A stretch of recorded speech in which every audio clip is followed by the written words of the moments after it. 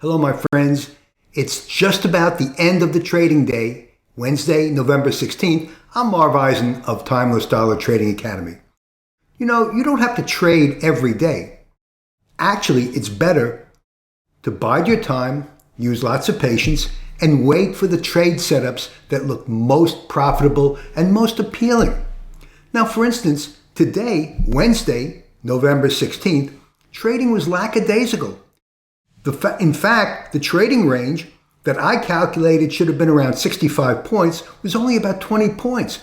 Very unusual day for the S&P E-minis, right? Any of you who know, for all of you rather, who know and who have traded the S&P E-minis and follow the market, you know that a day that has an only 20-point range is a very unusual day.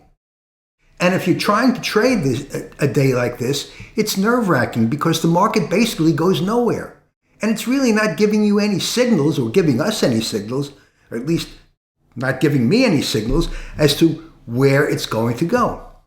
But then there are days where it really makes sense to take a look at what's going on and say to yourself, gee, this day has fantastic potential, and I know the direction that the market is going to take or is likely to take.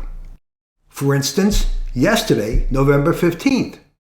Now, yesterday was good for $3,500 for a one-contract trade, and it was easily seen. Wouldn't that be more appealing than racking your brains to try to make money on a day like this, where there isn't even any setup to be seen? Let me give you an example of what I mean and what I teach my students to look for in my E-mini trading course.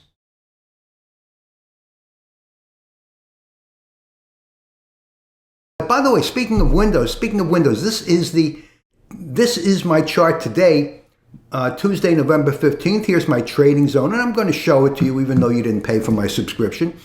It's $39.92 at support and $40.51 at resistance. And look, the market shot up pre-market.